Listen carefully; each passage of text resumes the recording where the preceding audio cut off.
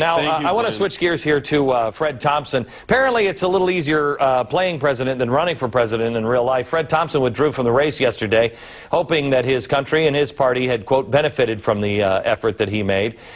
He heads back now to Hollywood and into his home of Tennessee. But I'm wondering, who benefits from him now leaving the race? Chris Wilson is a Republican strategist, CEO of Wilson Research Strategies. I asked this question on the air on radio today, Chris. I said, if you're a Thompson supporter, who are you going to? The answers were pretty much the same. It was either Giuliani or Romney. There was one person that said that they were going to go to Ron Paul. Not one in my audience, but my audience is different. In my radio audience said John McCain. Well, it's an awkward segue to move from stimulus to Fred Thompson's campaign, but I'll do my best here. That would be stimulants. Stimulants. Well, I really think there's three parts to the Republican coalition, no matter which candidate you're talking about. You've got the social issue voter, the economic issue voter, and the national security voter. When you look at Thompson's coalition, it was a little unique in what he was trying to put together, in that you had sort of the conservative voter that wanted to vote for an establishment candidate, but just didn't like John McCain. And so from that, you're really going to see, and I think this was illustrated somewhat qualitatively on your radio show, you're going to have the social issue voters are going to go to Huckabee, the economic voters to Romney, and then you're going to have that sort of national security establishment type voter that was originally with Thompson that is now going to move to McCain. Yeah. Oh, McCain.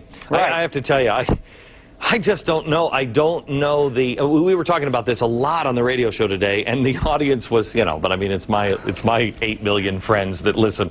So, what do I expect? But we were all talking about, I think it's mass suicide on both sides of the aisle. If this is McCain, Clinton, I think there are liberals that are like, oh, you gotta be kidding me.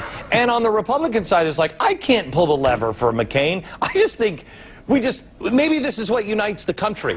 Liberals and conservatives come together and go, your choice sucks too. Well, maybe there is a lot of that. And Glenn, listening to your show, I can imagine your audience knows a little bit about how you feel about McCain, so maybe they were afraid to call in. Well, they might have been. They might have been. But, I mean, the Ron Paul people think that I hate Ron Paul. I had him on for a half hour today, and the Ron Paul people are like, wait a minute. You're not an evil four-headed monster. I'm like, I could talk to Ron Paul about the economy all day long and be cool with him. It's where we go astray on other things. If Thompson endorses, he's probably going to endorse McCain. I think so. I think that's a foregone conclusion. Does that even matter? Do you know anybody who's like, oh, well, Fred Thompson told me to vote for John McCain? Does it matter in today's world? No, it doesn't, particularly not after the way this campaign was handled. I think it could have mattered. I mean, this is the story of the Fred Thompson campaign is what could have been, sort of the potential that was. And I think from that standpoint, because the campaign ended in the way that it did, coming in third place in South Carolina, no, the endorsement is nothing more than a helpful boost to McCain, and it kind of puts, I think, Huckabee in an awkward position, thinking that he should have gotten that vote. Yeah. All right, Chris, thanks a lot. Thank you.